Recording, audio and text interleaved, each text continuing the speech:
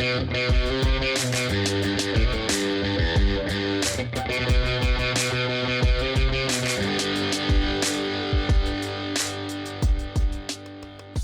is happening, ladies and gentlemen? Welcome back to the 182 News Podcast. This is your host, Poppin' Curbs, and I appreciate you tuning in to another episode. This is episode 44. We are plus 44 episodes of 182 News. I never would have thought that I would have lasted this long. It's been fun. We're going to keep it going. We've been on a streak of some gnarly interviews. We had Rick DeVoe, who, by the way, is getting ready to break the 182 News podcast download record, currently being held by Davy Jones. I will let everybody know when that happens. It's close. It's getting there. We were joined by director Darren Doan, who took us on the set of M&M's, Damn It, Josie. Really rad to get his perspective.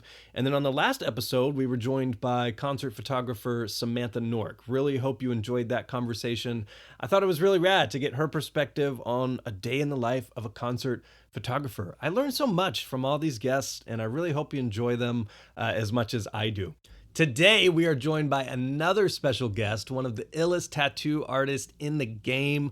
This is JPTRONWALKER. He's an anime tattoo artist out of Orlando, Florida. If you look at this dude's Instagram, it's fucking insane what he is pulling off on human beings. I mean, honestly, some of the sickest tattoos you'll ever see. Some amazing anime, Dragon Ball Z, Pokemon. The dude's just crushing it.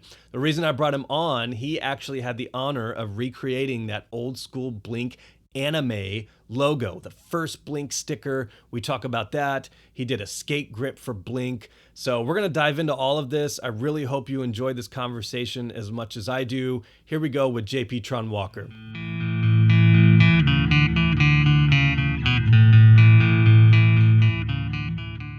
All right, ladies and gentlemen, now joining us on the 182 News Podcast, Jeremiah Purinton, a.k.a. JPTRONWALKER. He's an anime tattoo artist out of Orlando, Florida. JP, what's happening, dude?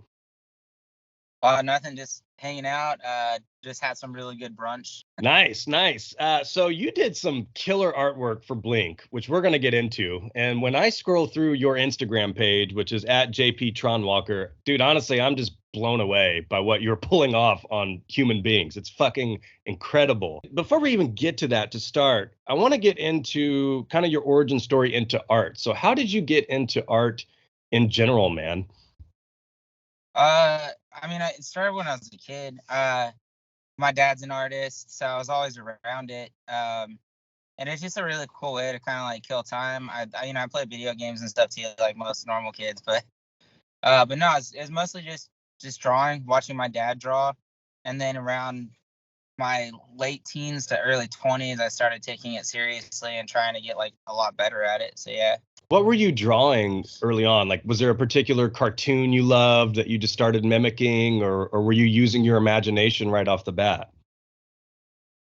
I think the first things I remember drawing were the Green Power Ranger. A lot of Green Power Ranger, Transformers, just a lot of that kind of stuff. And then I got into anime and like comic books and started trying to draw that kind of stuff a bunch. It's cool. I still have most of it in a box somewhere. Every now and then I'll go through and look at it. So your art, when I look at it, I mean, you certainly have a certain theme to it. It's definitely anime, it's Dragon Ball Z, it's Pokemon, it's stuff like that. So, I mean, in high school, were you the type that was just constantly carrying around a sketchbook, just drawing all the time? Were you obsessed with it? Yeah, so high school was weird. I did music for a while, so I was known as like the music dude. And then it was fine. I didn't actually carry a sketchbook. I drew on my homework.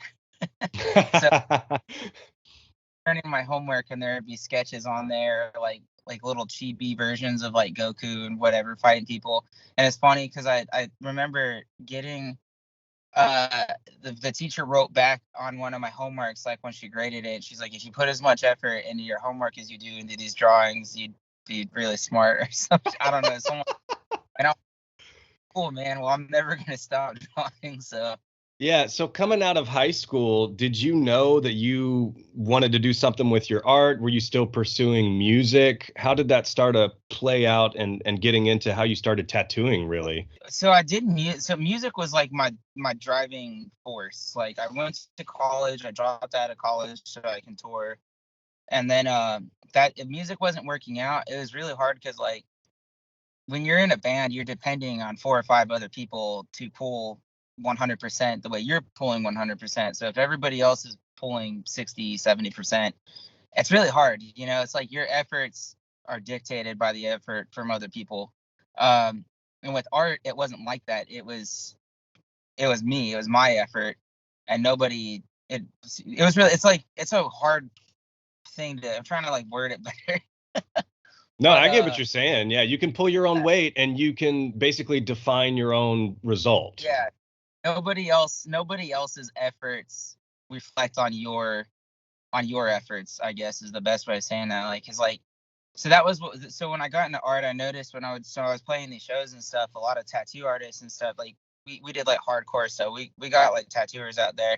And I was getting tattooed a bunch, and I was like, well, they're doing what I want to do. Like I kind of just want to be in charge of my own life, and tattooing really kind of opened that up for me. In this, so you were playing in a hardcore band. What instrument or what were you playing? I was a guitar player. Oh, nice, nice. People will guess. They'll be like, "Bet you're a guitar player, huh?" And I was like, "I was, man." So, It sounds like the music thing wasn't working out and you started trying to kind of figure out what you were going to do. And ultimately, in that scene, in the hardcore and punk rock scene, I mean, tattoos, it goes with it. It's part of the territory, oh really. yeah. So was there something in particular where you were like, oh shit, I should try tattooing? Or, I mean, at this point you had been drawing a bunch, but that jump to tattooing to me seems like a big ordeal and a big difference. So I'm curious about that. Yeah, it can be kind of gnarly. The tattoo industry is really fickle. It's hard. It can be really hard to get into.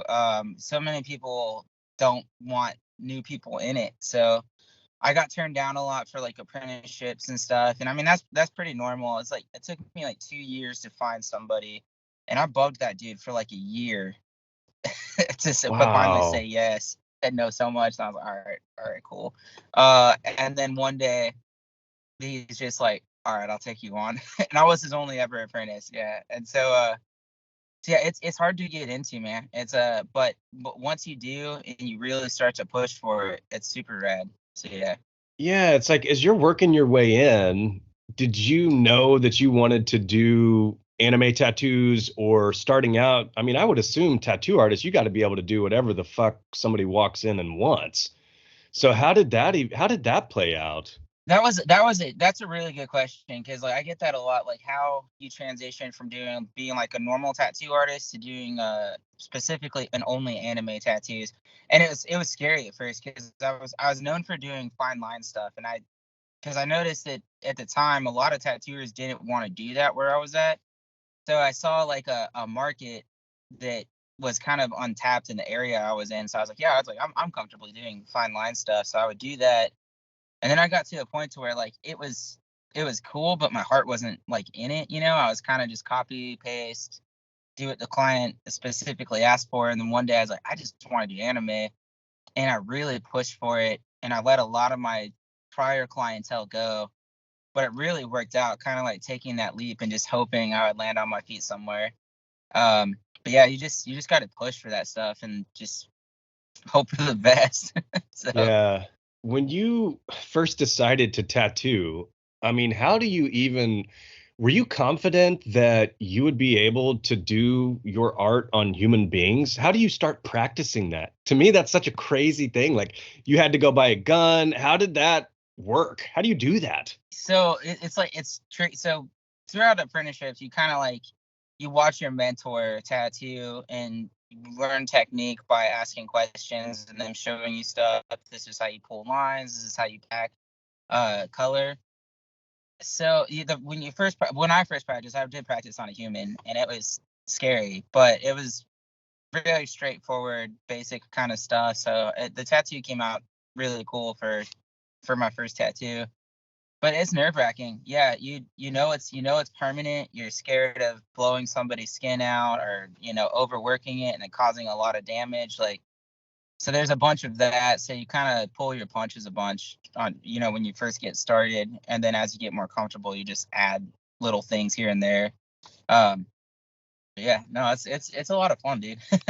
So Yeah, I mean, so at that point in time, were you still using pen and paper, or had you moved on to like a digital iPad or something? So obviously you were pretty confident with whatever you were using, but were you confident you would be able to pull that off on any body part, on any shaped human? no, it's so and even sometimes I get nervous, like, because everybody's skin type is different to you. So like, as somebody like they eat a lot of fruits and vegetables, and they like lotion their skin, they're going to be a lot easier to tattoo on. And sometimes if you're someone who works outside a lot and like construction, you're going to have a lot rougher skin, so it's harder to sort of achieve the same kind of like saturation and stuff like that in my tattoos on that. And sometimes you don't know what you're getting into until the day up, and so you got to read the situation. So yeah, there are times when I'm not as confident. Yeah. But yeah, especially when I was starting out, I felt like I was like shitting my pants for the first year. Like, like I'd be like "Fuck arms," and then somebody would come in and want a rib tattoo, and I'd be like, and I did a lot of ribs for a while, and I won't ever do them again because it was so stressful. But yeah, yeah, Is it one of my questions is what's the worst spot to tattoo? Is it the ribs for you? yeah. I think so. Butts aren't fun to tattoo either, because like, I know it's so funny because I know how that sounds, because people who I'm so used to like body parts that I'm just like, it's like so like, I like when I talk about butts, it's like it's like not even funny. The joy of it being funny has been taken from me.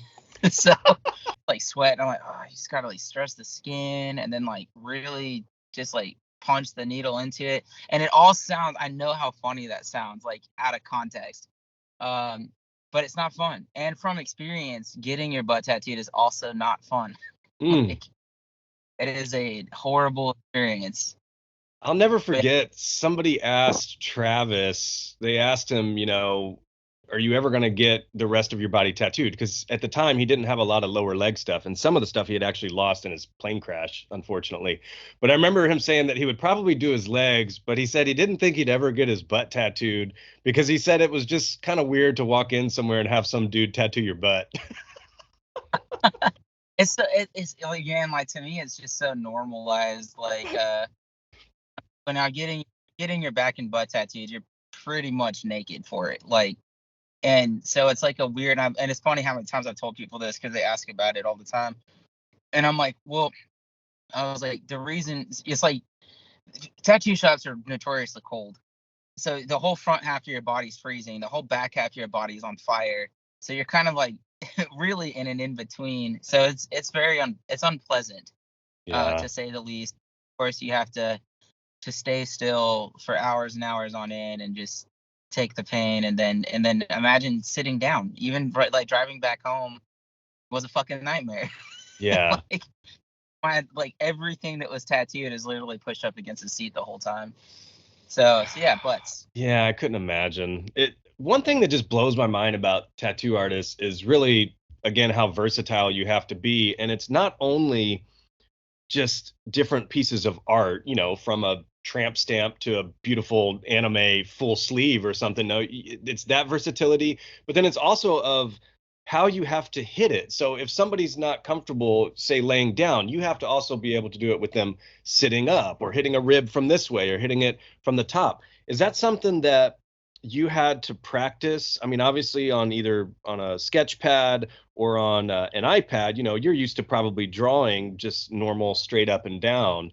But did you have to start kind of training yourself on how to hit this stuff from different angles or upside down?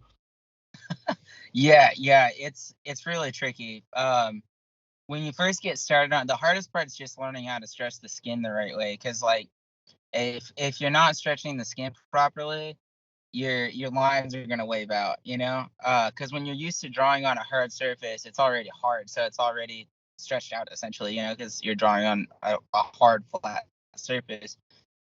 and skin obviously is not that. So you have to stretch it out in a way that kind of makes it as tight as it can be, so you can pull the line or pack the color or whatever as smoothly as possible. So different areas of the body are tricky. Obviously, arms and legs are a little easier because the skin's a little tighter.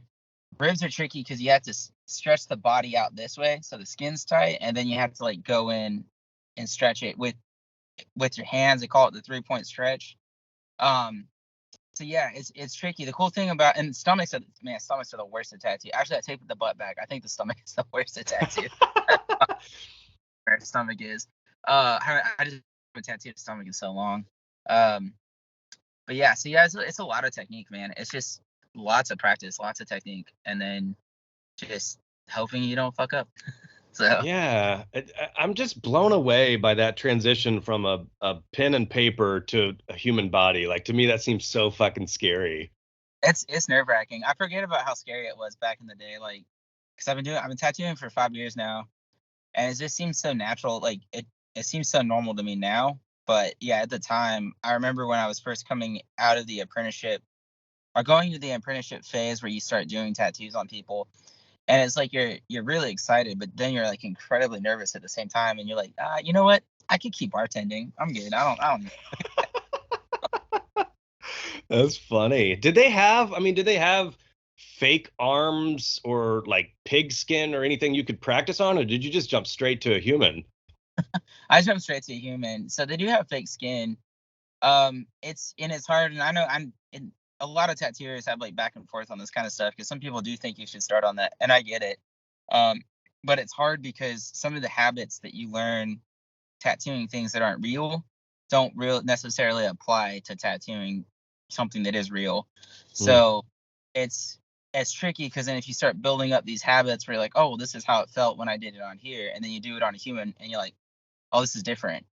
So it's tricky. I mean, the cool thing is like there's no shortage of people who want to get free apprentice tattoos. So as soon as I announced I needed people to tattoo, it was like, it was crazy. That's true. I mean, I see a lot of fucking awful tattoos. So, I Oh, mean, I guess you just have to be slightly better than like some crackhead party where somebody was running around with a needle giving circle tattoos or something weird. well, as soon as I announced it, I was in Athens, Georgia, whenever I did it. So there's a bunch of crystals because that's what I did. I drew a flash sheet of like 100 crystals, and it's cool because you know you have straight lines in it, and then you have smooth color transition and packing. So it kind of has the basics of what you need to do in a tattoo. And I did a fuck ton of crystals and like that and words. So like anyone who has that, you have a badge of honor. Limited edition. Right? There's a whole bunch of bartenders in Athens, Georgia that have that. So I see that, I'm like, Oh my gosh. Is that where you were from, or is that where you were living at, I guess, at the time? at the time, yeah. I've lived a bunch. I'm actually from Southern California. Oh, Um, rad. I've lived in California. I've lived in Oregon, Colorado, Arkansas, which is the worst, and Georgia, and obviously now in Florida. So Does the same, I mean, I'm assuming there's obviously a lot of color technique when it comes to the stuff, especially that you pull off, because it's like I said, it's amazing, dude. I genuinely don't understand how you do that. But does the same kind of color combinations and technique on pen and paper apply to humans, or did you have to totally relearn that whole process?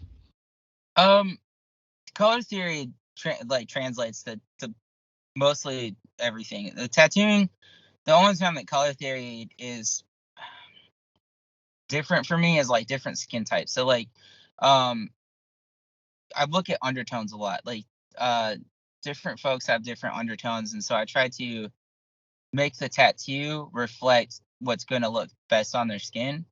And so you have to kind of learn different color theories that way, which is good, and it makes you a more diverse tattooer, and it makes you like more accessible to everybody because there are some tattooers that are very specific about what they'll do, and who they'll do it on. And for me, I'm like, I want to know how to tattoo everybody. So, Yeah. uh, me and a lot of the guys I work with, we've done a lot to like learn how to be as inclusive with that kind of stuff and like learning different color theories to apply to people, so that we can like do the best tattoos that we can on everybody. Yeah, there is that, but for the most part, like, like the way a certain purples blend out into a pink or a blue or anything like that, I do all my color referencing on my iPad, and then I color swatch everything, so I know what mixes and blends I have to do and where the transitions need to happen. Oh, sick. What app do you use? I'm just Pro- curious. Procreate? Procreate was a fucking game changer when that came out, dude. Like, I did everything on pen and paper, and that it just takes, man.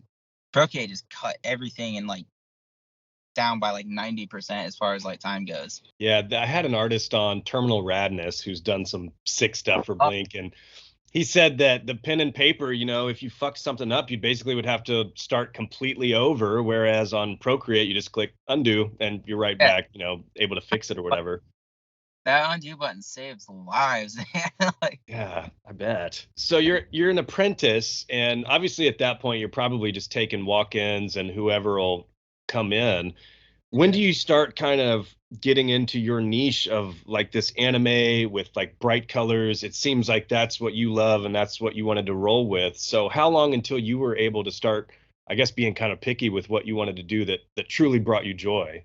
For me, it was probably 3 years into that I was able to start doing that. It was hard because like when you're in a shop, a more traditional style shop, they kind of hold you back a little bit. They're like, oh, you've only been tattooing for this long. We don't want you doing this kind of stuff yet, even if you feel confident that you can do it. And it's like in their minds, I know it's like they're like, we're trying to look out for you, but it also they're they're holding you back and kind of Yeah. stunting growth.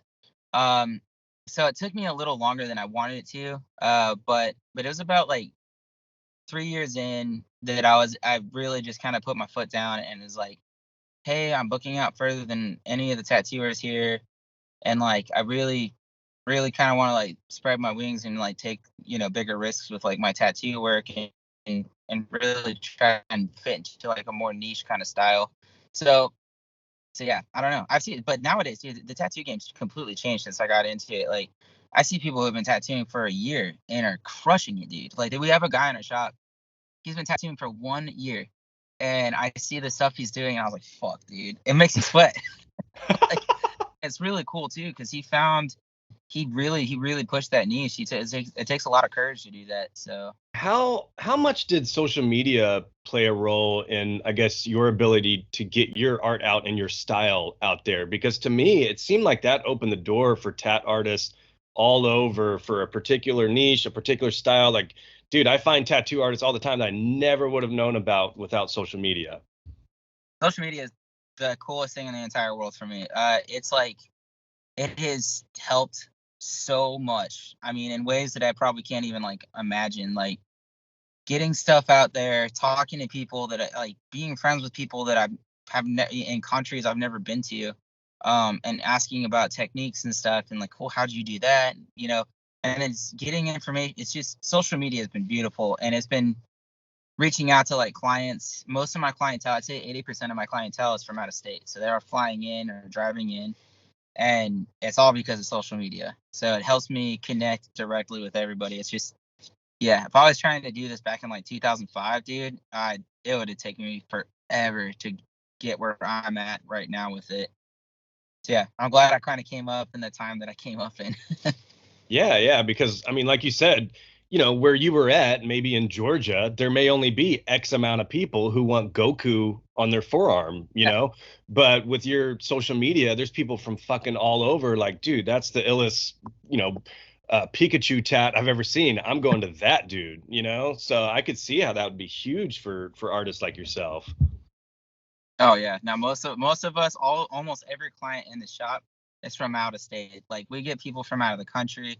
One of the guys I work with just had somebody come out from Germany to get tattooed. So yeah, no, it's so rad. And it's cool too because you get to meet like so many people from different walks of life. Like I know it's like they're interested in hearing my story, but I'm actually more interested in hearing their story. I got like 10 hours to talk to them, so I'm like, tell me about what you do. Like, Are are you a talker when you're tatting, or do you like pop on some headphones and just get in the zone? I'm both. So I I wear headphones for the first portion of it. I really want to focus. Doing line work to me is kind of like math class. It's like I have to do it, but my favorite part is the color. Line work can be fun, but it's a little bit more stressful for me. So it's like I want to just kind of zone in and then not have really any outside distractions. And then once I kind of get through that and I kind of get the basis of where all my color theory is going to be, then I take the headphones off and start having fun and chatting. How often do people tap out? Have you had people tap out on you? Yeah, it's not super often. It does happen though. But it's for the most part it's pretty rare because like I mean it's if you're flying out from a different state and you got a hotel and you spend all this money to be here and the tattoos are X amount of dollars, it's like that's kind of an extra motivation to be like I'm sitting this, I'm doing this whole thing. And it's a bummer when someone is like genuinely like I'm done, I'm tapped, I'm not doing this. It's a bummer because like when you come back to a tattoo that is months and months old, that you just don't get as good of a photo out of it because the healed out stuff isn't going to be as vibrant as the new stuff. So I really try to encourage my clients to sit, but I also know that if they pass that line and they're done, I'm like, all right, I'll let you go. My last tattoo, there was an older lady who, I swear to God, she was getting like a triangle on her ankle. And this dude pulled one side of it and she was like, I'm out. And here I am. I was getting Mark's, hi, my name is Mark Octopus on my entire rib cage. And I'm like on hour 5. And I'm like, lady, this whole tattoo is going to take a minute and a half. You can fucking do this. I swear to God. And she left. She couldn't do it. Yeah. Some people hype up too much, man. They get in their own brain, they build too much anxiety, and then like they come in and it's like, they've already psyched themselves out. I've seen it happen. It doesn't happen as much when I was in a walk-in studio, and I saw it happen more often just because a lot of people's tattoo decisions in a walk-in studio were a little more, they weren't as planned. So you come in, you're hyped, you're ready to do it, and then you psych yourself out, and then you're like, oh, fuck, this hurts, I can't do it, but yeah, no, fortunately, like, it's weird, the bigger the tattoos get, the less likely people are to back out, it's because they're more committed. But when a tattoo's like that big, I'm like, I don't know what it is, it's a weird one. Yeah, that's a good point. Because if people are going big, they probably already have one, or they know they're going to be able to sit through it, I guess. Are you a fan of numbing cream? Do you guys use that or no? Yes and no. So not really before the tattoo. It kind of makes pulling lines kind of weird depending on what brands they are. But throughout the tattoo, when I take breaks, I will spray it down with like lidocaine and stuff like that because it also has like a benefit for me too because it helps the skin stay calm, like not too irritated looking. So I do that. I don't know how much it actually helps though. Like as far as like the pain goes, I mean, some of my clients are still like, this really sucks, dude. So it's like you'll do it, and if it lasts, and if it works, if it does what it's supposed to do, it actually does help a lot. But as soon as that pain kicks back in, as soon as it wears off, it almost hurts worse because you've gotten so used to that not really feeling like anything. So I almost kind of feel like it shoots you in the foot a little bit. Yeah, I could totally see that for sure. So there's a little band that I think we both like called Blink-182. And when I was kind of scrolling through your Instagram page, when I first found your page, probably like a year ago or something, there was a picture of you with Blink on the Enema of the State 20th anniversary tour. And so that's when I knew for sure, I'm like, I got to get this dude on the podcast because not only is he doing rad shit for Blink, but you seem like a hardcore Blink fan, which is awesome. Oh, So talk to us a little bit about how you got into Blink and what they mean to you. absolutely, yeah. So when I was a kid, and like, I mean, like, we were all kids, we liked music and stuff like that. So, but I never attached to like a band or anything like that. I was just like, oh, okay, cool. I like Spice Girls and Cisco, and I did too, dude. and all cool. And then I think it was my cousin that introduced me to Blink because like living in Southern California, you got that guy that was like, "What's up?" That dude on the radio, and they would play like Blink and stuff, and I was like, "Oh, I like this. I like the way this guy's voice sound." I like attached to Tom DeLonge's voice. I was like, that guy sounds that guy sounds like he's really fucking cool looking. And then I saw him, I was like, he is really cool looking, and he plays guitar.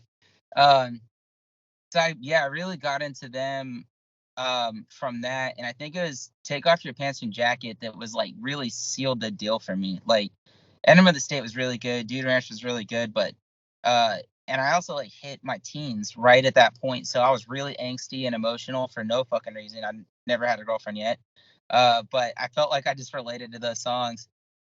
So yeah, I don't know, I just became like mega obsessed. I had Tom's haircut, wore the Dickie shorts, the Hurley shirts, like just I even like tried to walk around and like do this with my eyebrows to look like Tom.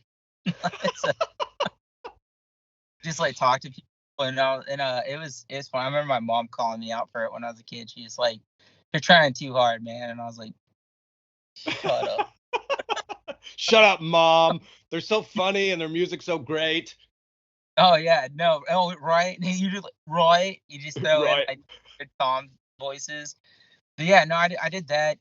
Skateboarded, played guitar, uh, ran around naked a bunch because I thought it was funny.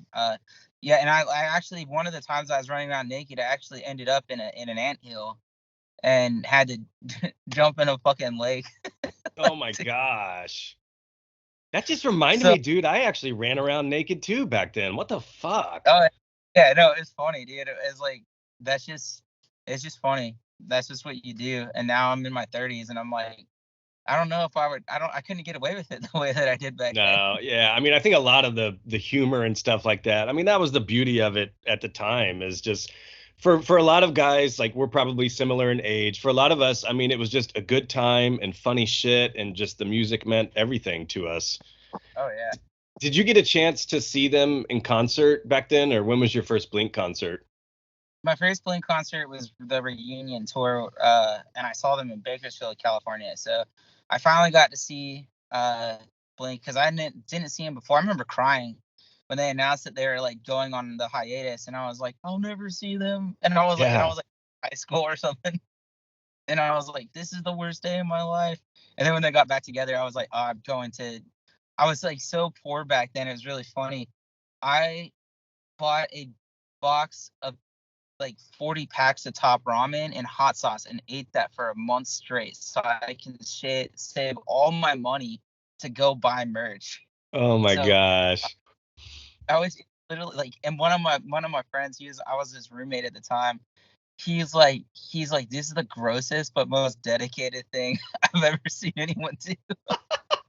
Like, I stuck to it, man. I didn't spend any money outside of that. I just put every dollar that I got from, I think I was a grocery bagger at the time, and it was like 2009. Yeah. Um, yeah, I was dedicated. But that was my first one. And then I saw them at the Epicenter. I think like Kiss and Eminem were there. That was a really dope show. And then I saw them in 2011 at the Honda Civic Tour with Matt and Kim and My Chemical Romance, which that's probably the coolest fucking show I've ever seen. Like that Yeah. was, I'll hold that memory for the rest of my life. So, Yeah. When they went on hiatus, because I was the same way, I was like, I hadn't seen Blink because I was just too young. My mom's not going to let me go drive to a concert with a flaming fuck sign when I'm like a sophomore in high school or something. So I didn't get a chance to see them prior to the breakup. Now, when they split, Angels and Plus 44 came out, I did get to see Plus 44. And I remember I've told the story on the podcast. Like, my friend and I, we thought that was the closest we would ever see to Blink live, and we were so fucking stoked. But were you a big Angels or Plus 44 fan during that time period? uh, honestly, I liked both. Plus 44. I think when Mark first announced it, it had, I think it was Carol Heller, the singer, and Yep. I really liked that No It Isn't version a lot. Like that was really fucking rad. Um, and then Angels and Airwaves, like they did their thing or whatever. I remember, I think I was, and this I don't know if this sounds cocky. I think I was one of the first person to hear The Adventure though. Like I remember when the leak happened, and it was like an old MySpace put it up for download, and then it was taken down in like an hour. Mm. And this me literally, I was just scouring the internet trying to find anything about it. And I remember I made a CD of only that song and would just listen to it on repeat. Is my favorite thing in the world. But I liked both bands. It was it was like a weird sort of like cool thing because I was like, well, now I got two bands that I can listen to, but I still want them to be together. Yeah. But yeah, no, I liked them both. I mean, I'm more of a Tom guy. I won't lie, but like, I've always kind of appreciated all of their writing styles. Like I check out all the stuff that Travis does. Actually, I'm a really big fan of MGK. I'm going to go see him in June. So Oh, nice. Yeah. Heck yeah. I know Yeah. that's like fans that hate that, but but Nah, I mean, I think I said on my very first podcast, dude, my very first episode, I said Travis Barker will go down as a legendary producer. I'm calling it right now. And this was like he had just mentioned DTA. He wasn't even with MGK at all at that point. But dude, his work ethic, like he's gonna go hard and he's not gonna give up. So it's dude, like I work. support all those dudes in whatever they want to do. Absolutely. I'm the same way. I'm like it sucks is like when any kind of fandom, especially one that's been around for a couple decades, sometimes it can get really toxic. But I like to think that I'm one of the positive ones where I'm just stoked. I'm just stoked that they're still creating music and content and putting stuff out, and they all just seem like super rad, happy dudes. So I kind of just love that energy. So when people get kind of like bummery about it, I'm like, nah, man, dude, just be stoked. So Yeah, dude, I'm the same way. I'm glad you mentioned that as well, because yeah, I mean, life is too short, man. Just be happy that they're still playing music and you can catch them and have a good time. And at this point in time, I know they're all cool and cordial. And Mark talks to Tom, and I think everybody's just finally in a good spot. So I was stoked. I mean, it helps that I really love the music. So I love California, love Deluxe. I think Nine is a masterpiece. So I know that helps. I can hey, understand both sides, but yeah. dude, I actually fuck with Nine a lot, dude. So when Blame It On My Youth first came out, and I remember like kind of a lot of people being bummed about it. And the first time I heard it, I was like, oh, okay, cool, it's different, And then I played it again, and I was like, actually, this is really good. And then the year that it came out, when how Spotify tells you what you listen to like the most is your top albums, your top songs. Blame It On My Youth is actually my top song for the year, and I was like, cool, that's no, Nice. Yeah, Blink is back with Skiba. Obviously, 2016, we get California. Tom's doing his To the Stars thing. We do get Life Forms, last year with Angels and Airwaves, which is rad. And in that time period, Mr. T-Shirt, who's been on the podcast, the merch guy, he had actually left right when I had him on the pod a couple years ago. He stepped down from doing Blink merch. He basically just said that he didn't have the time to commit to it, and Blink needed somebody full time and deserved nothing less. He has since came back, and at some point, I'm assuming he or somebody within the Blink camp finds you and you start doing some work for Blink. So how the hell did that happen? Kind of give us some insight into that. yeah, it's kind of a rad story. I feel like it's rad to me. I don't know how rad, like it might sound boring to other people, but to me, it was like a dream come true. So I'll go back a little bit. So back in 2012, when they were doing the 20-year anniversary stuff, I remember just sitting in my room just drawing every day because I was buying all those prints that they had coming out like every month. And I was like, man, one day I want to work for these guys, dude. I don't know how, but I'm gonna do it. And I was super, super committed to that dream. And all these years later, it finally happened. But so a few years ago, T-Shirt started following me on Instagram. And then I knew he was let go from Blink and stuff. I didn't know like what happened. I know Sandbag took over. And he reached out to me a few times throughout that time to like potentially do merch for some of the other people that he oversees or whatever. And then coronavirus happened and stuff, so then it kind of took some of that out. And him and I kind of talked back and forth on stuff, some business, some not business. And and then last year, last year he messages me, and this is before it was announced that he was coming back. And he shoots me a really long message, and it was like, hey, some cool news. I'm paraphrasing like fucking crazy right now, but there's some really cool news. I'm coming back to Blink. Don't say anything yet. We're gonna launch something on April 1st. So my brain was like, am I getting my April Fool? I'm like, this guy would April Fool me. Uh, but anyways, he's like, and it was like 10 p.m. too. So I was getting ready to go to bed, and I just worked like a crazy, crazy long day. And he messaged me and was like, yeah, and he's like, yes, I'm coming back to Blink and doing their merch again and all that stuff. And he's like, the thing is, like, I really want you to be a part of the new drop. And then he was talking about like the anime girl logo and was like, kind of want you to like update it in your style and just kind of like bring it back to life, something for the diehard fans. And I was like, and I jumped out of my fucking bed. My girlfriend thought there was something wrong because I think I let out like a high pitched screech. So because I'm telling you, I fucking daydreamed about getting that message. So I get out, and I was like, I didn't sleep. I was like, I drew my tattoo for the next day so I can get that out of the way. And I drew up so many different versions of that thing. And then the next day, he's emailing me and he's like, yeah, Mark loves it. And I was like, oh my God, Mark fucking loves it. so that was crazy, man. That was a wild time. And I didn't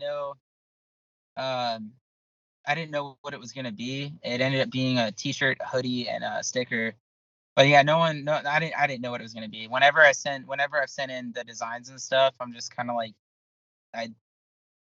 you make it whatever you want, whatever you think will look cool on, I'll buy it.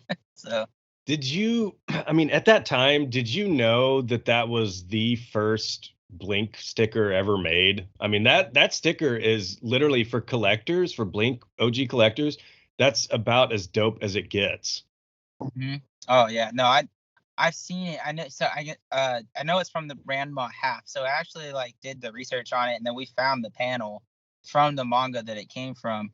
But I was aware of it. I've seen it. I've seen it on Mark's base. So yeah, no, that was it. So I was aware of what it was, and I just thought when he asked to do it, it felt like even more of an honor because like not only am I doing something for Blink, but I'm bringing back like an iconic like logo that the diehards know. The diehards have seen this, and they know how much of a chase that is. So it's like, I mean, dude, I think the next day I was like, the first time the words were coming out of my mouth, and I was like talking about it with like obviously somebody I trust to not repeat anything, and I was like, I felt myself like tearing up because I was like, I can't believe these words are real and they're actually coming out of me right now. And I was like, it was such a crazy thing, dude. Like, yeah, and it was so hard to keep the lid on it. Oh, I Because bet. I Yeah. couldn't. People will be like, "Why are you so like energetic and spastic right now?" And I was like, "Oh, I can't tell you, fuck." The story goes, I mean, the story goes, Mark created that in Photoshop class, and it was just a Kane is the character's name, the little girl, and it was just her, and it just said Blink underneath it, and it's literally the first Blink sticker ever made. And actually, I went on a little research thing a couple months back because I had seen the panel, but I wanted to own the actual comic or manga that it was in. And actually, I had to reach out to like a manga Reddit community page, and they kind of pointed me to the right volume. Well, lo and behold, I actually tracked down the actual issue that this panel is in. I got it behind me somewhere, and it was like revolutionary. I was such a fucking happy nerd. I'm like, I found it. It's right here, and it's so rad. That's awesome, dude. Fuck yeah, that'd be a cool thing to get signed too. Just because like it's not a conventional thing. That's probably not something people would think to get signed. But like I'd be like, Mark, will you sign that? Like just this part. I joked about that. Yeah, I joked about that. I said, I'm going to be at a meet and greet, and there's going to be a whole line of people, and they're holding Untitled and Take Off Your Pants and Jacket vinyl, and I'm just going to be clutching this page 45 of a Ranma manga comic. We'll both do that next time when he does the meet and greet thing. We'll both like I want that to happen. And so like whoever does it first, when Mark sees the other one, he'll be like, "Hey, you're like the second person to do this," and I'm like, "I know the other guy that did it." So Yep. Yeah, it's really rad. Did when were I guess sought out to have the honor of recreating this, were you given completely free reign? I mean, did you just let your imagination run wild on it? Yeah. I mean, he had some suggestions there. Like I think like he wanted the like a safety pin and stuff on her to kind of like add some more punk elements. It's hard. So I've never really done like merch. I don't really do commission work. Like tattooing takes up so much of my free time that like uh most of the time if somebody's reached out for commission work and stuff, I've always kind of found it to be really, really tricky because you send something like not change this, you send something they say not change this. So it's such a back and forth where with like tattooing it's very straightforward. Like I draw the thing, they like it, I tattoo it, I'm done with it. Um so Blink and Blink affiliated stuff are the only people I'll ever do merch for because I love them like a lot. And but yeah, no, it was cool. It was pretty much free reign, and then just added a few little things here and there, and he just was like, "That's rad." And so they're really easy people to work for. Like, Yeah. When you see that, I mean, I think Mark was rocking the hoodie. I know Kourtney Kardashian was rocking the oh, hoodie. I I freaked mean, when you see that hidden out. Blink site and all of a sudden it's live and the fans are stoked. I mean, how fucking rad was that for you? It was crazy, man. It really was like it was like it's like I was going back in time and patting a 12-year-old version of me on the back, a 15-year-old version, a 22-year-old version, and I was like, guys, we fucking did it, man. Like we did it. Like your drive, your art, your all that hard work got you to exactly where you dreamed of being. So it was incredibly rewarding, because I try not to get too excited until I actually see it official, because I feel like there's so much that can happen in between. So when I actually saw like when he sent me the website link and stuff like that, and I was staring at it and I was like, holy shit, dude, that's like on the front page. Like I made that. That's insane. Um, so yeah, and it's what's funny too. I don't know. I doubt Mark would remember it, but and when I saw them in 2019 at the Enema of the State tour, and so I did the meet and greet, and I was the last one to go up and say hey, and we couldn't get anything signed really. Um, so I made a bag of like stickers, and I had done a bunch of like fan art stuff like Jessica Rabbit and Bulma and the classic nurse pose. And I made it, and I asked the security, I was like, hey, is it okay if I give him this gift? And it was after I took the picture and kind of said hey and fist bumped him and stuff. And then he looked at Mark. Mark was like, oh yeah, dude, thanks, man. And I handed it to him. He's like, this is really cool. You made this? And I was like, yeah. And I think I like blacked out in my brain, so I don't remember what I said. I hope it was cool though. And then maybe like a week later, I'm scrolling through Instagram and I see a picture of an iPad with my Bulma nurse sticker in the center of it, and I was like, "Oh, that's cool." And then I saw it was Mark Hoppus's, and I was like, "Oh god!" And so to me, I felt like that was already like a really cool moment. And then years later to do their merch, so it's like I don't know if he would. Maybe I'll ask him. Maybe if I see him again, I'll be like, "You actually met me, and I gave you merch." And then a couple years later, I ended up doing merch for you. Yeah, that I've was seen that sticker. You made that? yeah. I did the bone, yeah, and I made pins out of it too. Oh my gosh, that's crazy. Shoot me your address after this, and I'll send you some because I don't have a merch store anymore. So Ah, I'll send you a band merch. hell yeah, dude. That'd be rad. That's crazy, dude. I didn't realize that. But then you Yeah. almost wonder if maybe I mean, was your name on that sticker anywhere? Yeah, so I mean I'm really good at branding. I put my name on everything, but it was weird because he tagged all the other people in the on the stickers that he had on his iPad except for me. Oh So shit. all like, oh, maybe he pulled the sticker, stuck it on. I was like, oh shit, I can't remember who did this. So, Could be, could be. uh, But it was rad anyway. yeah, no, it was definitely like it was just an honor to see that at all. So I was like, sweet dude, I love that. Thank you. So Yeah, that's really dope. Yeah, I mean, dude, that shirt, the a cane shirt is on Hot Topic right now.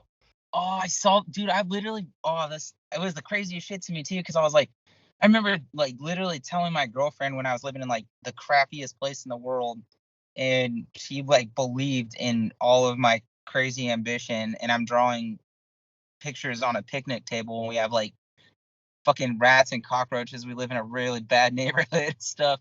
And I was like, yeah, I'm gonna do all this shit. And I was like, it'll be my dream to see something I've done up in Hot Topic. And not only do I see it in Hot Topic, but it's for Blink 182. And I was like, that's a crazy That's sentence to say. yeah, dude, that's awesome. Man, that gives me goosebumps. That literally just gave me goosebumps.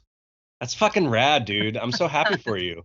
I never want to forget how cool that was and still is to me. Like, I never want to get like jaded or anything. I always want to be like, dude, this is the coolest thing in the world. This is fucking dream come true. So Yeah, dude, I've got a lot of Blink tats or Blink affiliated tats, and I've been thinking I need to get that fucking anime girl, man. I really do. and from the guy who redesigned it, that I felt like I haven't done it yet. I had one person reach out to me, and I think like communication kind of like died out. But yeah, I would love to. I would love to do either of the designs. Make like a whole video for it and stuff like that. That'd be so dope. Where's the best place for that? Would it be forearm or leg? See, the problem is I don't have any tats like outside of my normal t-shirt area. And the other problem is all my shit is black right now, like black and white. So I feel like your Mm. art is so beautiful in color, it would almost be a disservice to get that done in black and white. But how do you feel about that? Dude, let's do your forearm, man. Let's do it in color. Go big. That's what my tattoo artist here says too. He's like, go big or go home, you fucking pussy.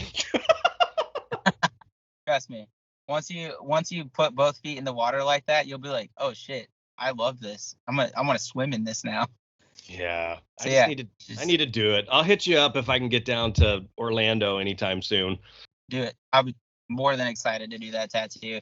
Like I'm surprised I haven't yet. So Yeah, I am too. And I don't think I've seen any of the new one. Maybe one, but I don't think I've seen too many, to be honest. man, I'd be curious if someone's tattooed that. That'd be weird. I'd be like, whoa, but I drew that. So, So you but did that, and then you also did a skate grip for them. Is that right? Is that the other thing you've done for them? yeah, that was so the cool thing about that. So it's hard. So when you get these like I, these connections and stuff, you don't want to like ruin it by being like too excited or bugging too much. You want to it's a weird one. So I waited a little bit after the Ranma one, right? And I drew up this total other design. Nobody asked me to do it. I just wanted to do it. And I even did the Gundam mecha suit that she's wearing, like because I think that was the 20-year anniversary for Take Off Your Pants and Jacket. So I used the same colors from the album. And then I gave her kind of like a bunny mecha helmet. And so I put like little things in there to kind of reference back to Take Off Your Pants and Jacket and make it like bunny blink and stuff. And I sent it to T-shirt and believe Ian Williams because I think he helps with Chris's stuff. And so I sent it to him and I was just like, hey, thank you so much for having me on that last drop. I really appreciate it. Just so you know, like I'm always down to do more stuff for Blink if that door is ever open. Something along those lines. And I sent it to him and I was like, I can work kind of fast. Like I'm used to having to start and finish things in like a day or two anyways. So I sent it to him and I think he just emailed back. He said, cool art or something like that. And I was like, oh God, I fucked up, dude. I was like, this guy's bugging me now. And I'm like, no. So I didn't say anything. I was just like, all right, sweet, sorry. And then a few weeks goes by and he reaches out and he's like, we like it. We're gonna buy it from you. And I was like, cool, man. And then he's like, we just want like a full body version. So I had to redraw the entire thing because there was no full body version. So I redrew it, sent him that, and then they actually ended up using the first version of it that I sent, but I didn't know what it was going to be. I made it on a 12 by 36 inch canvas because I really like the tall prints that like Reese Cooper and Monk One and stuff have done. I really like those like thin tall prints. So I sent it like that, and I didn't know. Like I said, I never know what it's going to be. And so when I was actually at Universal drinking margaritas when I saw his Instagram, and he posted it, and I was like, oh, that's my grits. I made that. Oh shit. So no, it was cool, and it was only an edition of 182. And it's weird. I haven't seen it pop up on eBay or anything like that. Part that real fans got it and want to keep it. Like Yeah. that. It's very heartwarming to see that. Yeah, for sure. If it's limited to 182, I mean, the hardcore fans, and especially when you can only buy one, I mean, the hardcore fans snag those and cherish them. That's what's dope. Yeah, dude, I love it. I love seeing or like getting tagged in photos of people who like got it, and I'm just like, dude, it's such a heartwarming feeling because I got to the two designs I got to do. One was completely original, which is also an honor because that means they really liked my original artwork, and then one was a recreation of one of the most iconic like first Blink things ever. So I was like, I really got to really check off two boxes with that, and it's such a fucking honor, dude. And what's rad about that too. So when I saw Angels and Airwaves last fall, I met Tom. So I saw him 2 days in a row, one in Tampa and one in Orlando. And I met Tom outside, but he was, it was really fast. He was trying to get to his bus, so I couldn't really like tell him, anything cool. But I got him to sign the grip tape for me. Um, and then he said, "Oh, that's rad," or something like that. And I was like, "Thanks, man."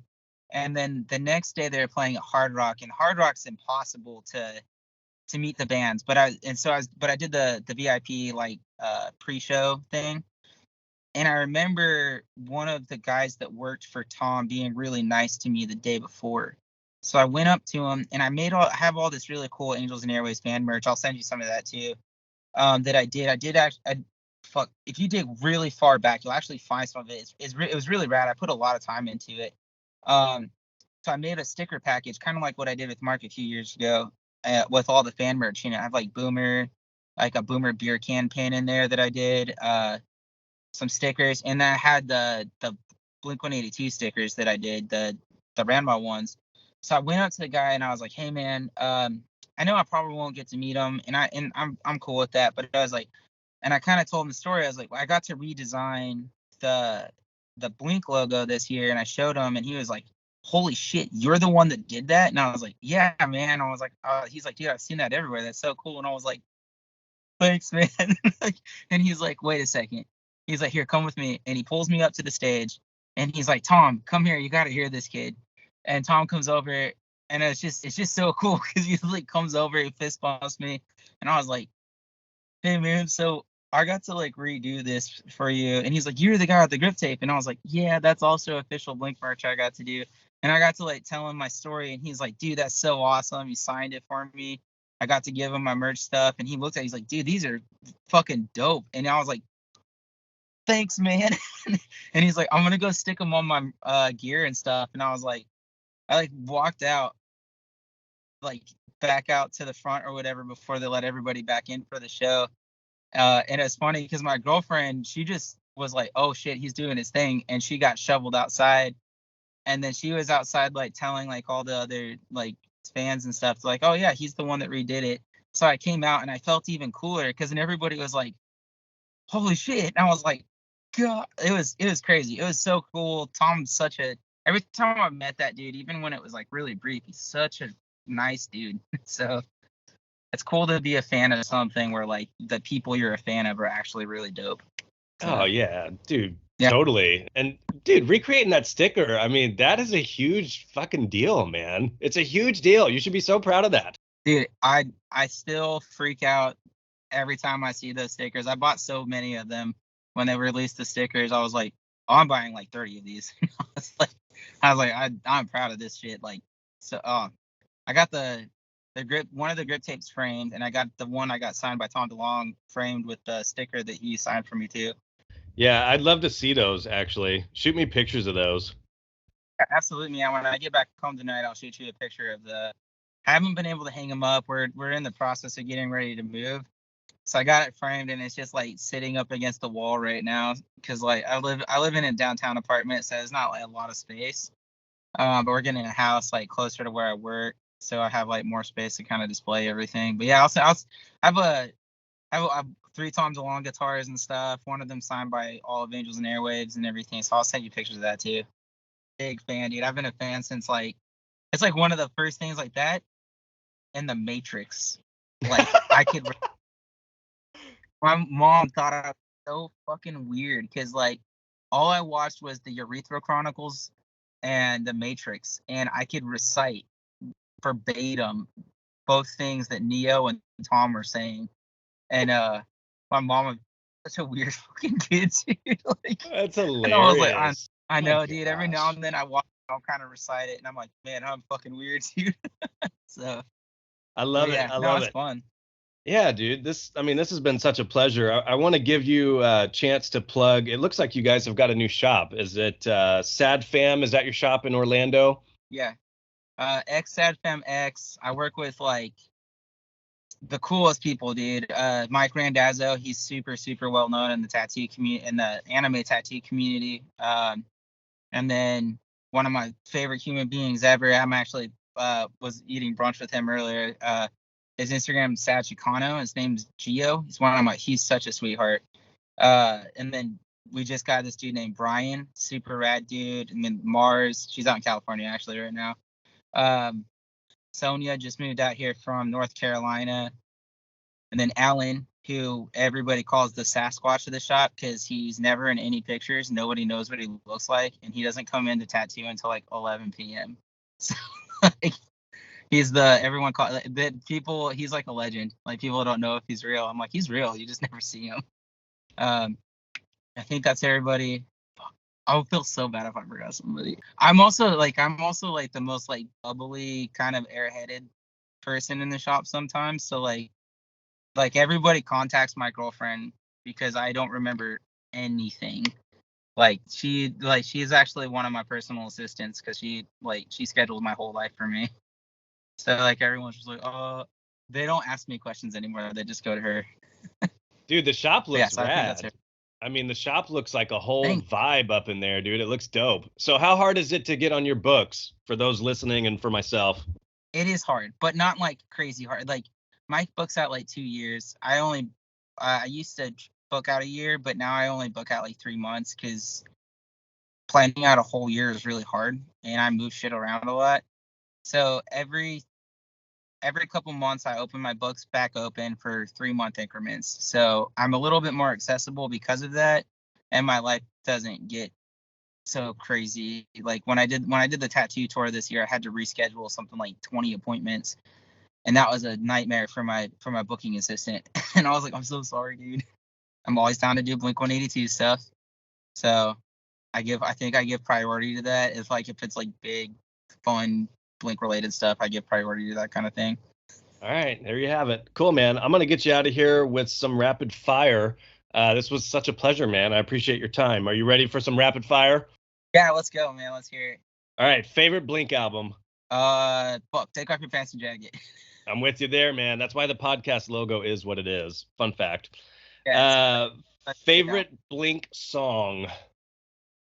I Miss You, easily. That's the best one. Okay. Yeah. This is a question I like to ask my guests. House is on fire. Everybody's safe. Pets are safe. Family's safe. You can grab one item from your collection. What are you grabbing and why?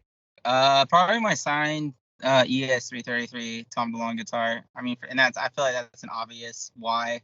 It's like, I mean, they don't make that guitar anymore. It's signed, and that was my high school graduation present. So Oh man, yeah, that's pretty rad. Those are shooting up in price.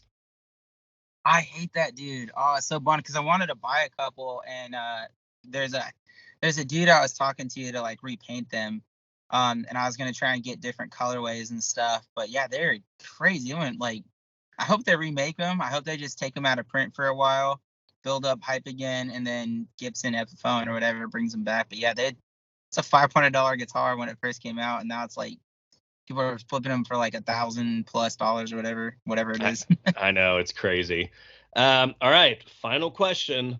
This is kind of a generic one, but what tips or advice do you have for upcoming artists and tattoo artists? Don't be afraid to take chances. Put yourself out there. Really focus on your social media. I meet a lot of like young folks that they want to get into doing tattoos or making art their thing, and then I'll go look at their social media, and I just see a bunch of pictures of like food or partying or just, and I'm like, so I don't see your art. I need to see your art. I need to know what you're about. If I see like one art post every 5 photos, then I assume that 4 parts of you aren't about art. So really focus on the art. So because that's how you advertise. Social media is beautiful for advertising what you want people to see about you. And make cards, dude. Like I'll meet people and I'm like, bro, having a card and having a sticker shows so much initiative. So make a card, make a sticker, make your card really cool, holographic or shiny or something. I have a Pokemon card as my card. Um, and then it leaves a really cool first impression, and it'll put you above 95% of the people that approach me about apprenticeships or ask you about that stuff.